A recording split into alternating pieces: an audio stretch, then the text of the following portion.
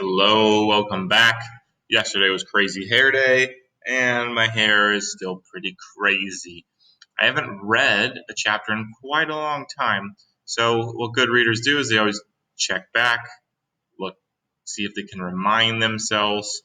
Yeah, they were still in the cloud, they broke through the rainbow, the cloud people, the cloud men were trying to get onto them, but Centipede cut the rope and they were free.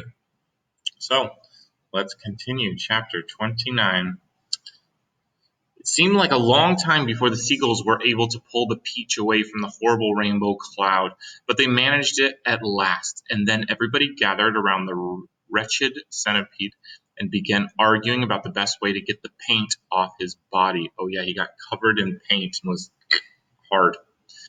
He really did look a sight. He was purple all over, and now that the paint was beginning to dry and harden, he was forced to sit very stiff and upright, as though he were encased in cement, and all 42 of his legs were sticking out straight in front of him like rods. He tried to say something, but his lips wouldn't move. All he could do now was to make gurgling noises in his throat. The old green grasshopper reached out and touched him carefully on the stomach. "Oh, but how could it possibly have dried so quickly?" he asked. "It's rainbow paint," James answered. "Rainbow paint dries very quick and very hard." "Oh, I detest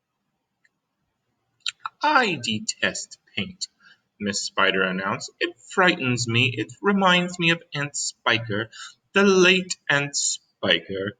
What does late mean? Was she late to a date? What's that mean?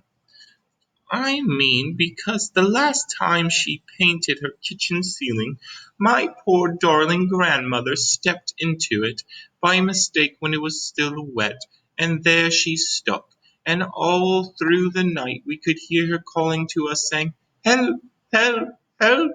And it was heartbreaking to listen to her, but what could we do?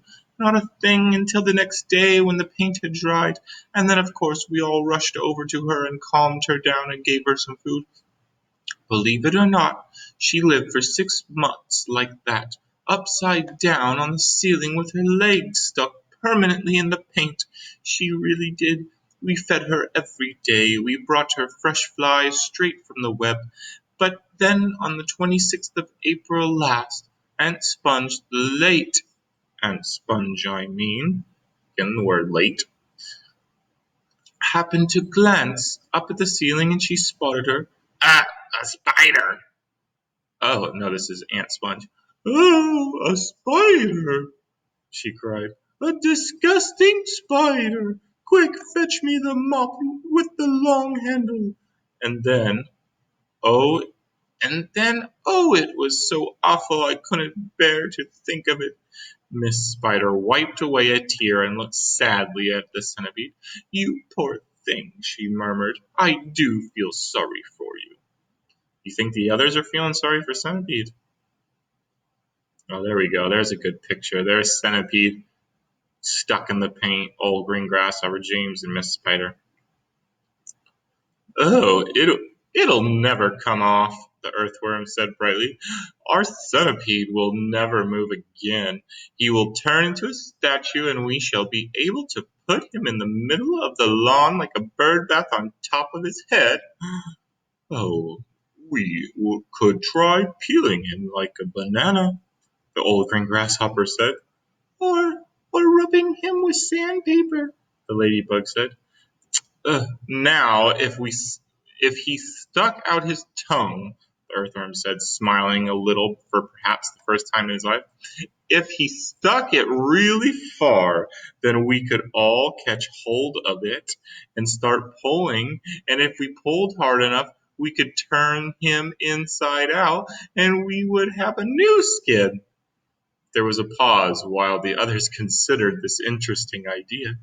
"Oh, I think," James said slowly, "I think that the best thing to do—" Then he stopped. "What was that?" he asked quickly. "I heard a voice. I heard someone shouting." It's gonna happen.